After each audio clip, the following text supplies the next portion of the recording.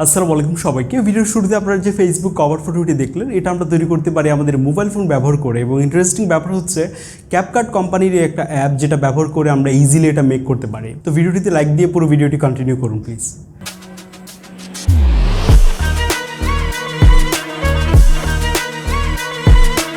ওকে, আমরা কথা বলছিলাম হাইপিক নামের অ্যাপটির ব্যাপারে, যেটা অ্যান্ড্রয়েড এবং আইওএস অ্যাভেলেবেল। আমি লিঙ্কটা ডেসক্রিপশন বক্সে দিয়ে দিচ্ছি।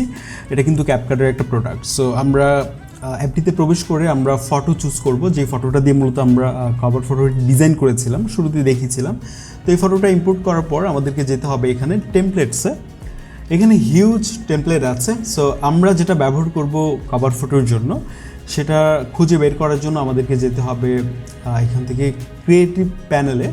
সো আমরা এখানে বেশ কিছু ক্যাটাগরি দেখতে পাচ্ছি, তার মধ্যে এই যে ক্রিয়েটিভ, আমরা এখানে ক্লিক করলে আমরা এই টেমপ্লেটটা ব্যবহার করব। এটাতে ক্লিক করলে কিছুক্ষণ আমাদেরকে অপেক্ষা করতে হবে, অবশ্যই আমাদের ইন্টারনেট অন থাকতে হবে।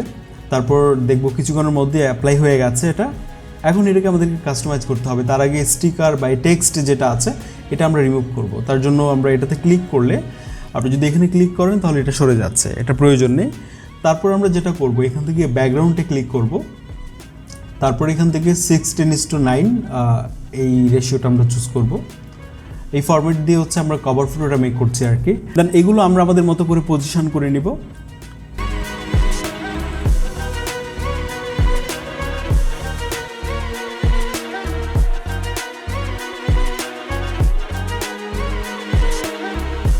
এভাবে একদম পারফেক্ট আছে।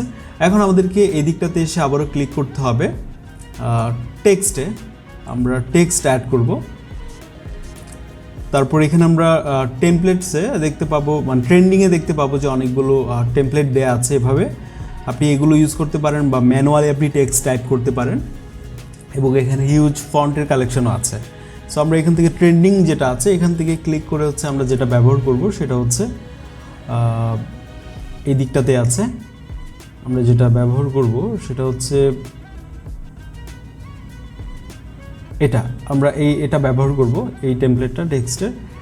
তো এখানে ক্লিক করলে এটা চলে আসবে। দেন এটা আপনি আপনার মতো করে কাস্টমাইজ করে, মানে টেক্সটটা রিনেম করতে হবে। ডাবল ক্লিক করলে মেইন টেক্সট যেটা, মানে আপনার ফার্স্ট নেম যেটাতে থাকবে সেটা হচ্ছে আপনি এখানে লিখে দিবেন আর কি, ওটা সরিয়ে।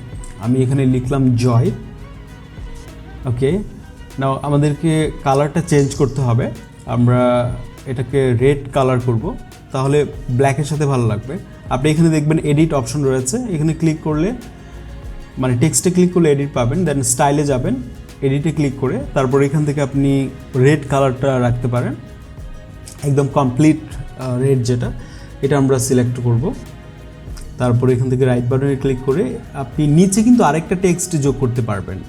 এখানেও কিন্তু আপনার লাস্ট নেমটা চাইলে আপনি এখানে জুড়ে দিতে পারেন।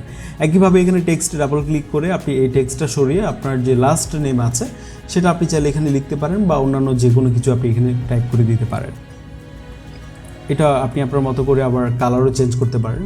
তো এভাবে আমরা খুব ইজিলি কিন্তু এই কভার ফটোটা মেক করতে পারছি।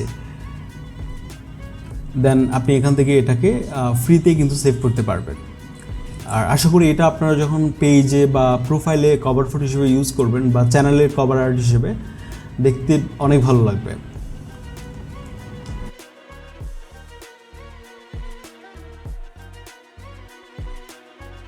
এই ছিল আমাদের আজকের ভিডিও। খুব শীঘ্রই কথা হবে পরবর্তী ভিডিওতে। যে কোনো মতামত কমেন্টে লিখে জানান।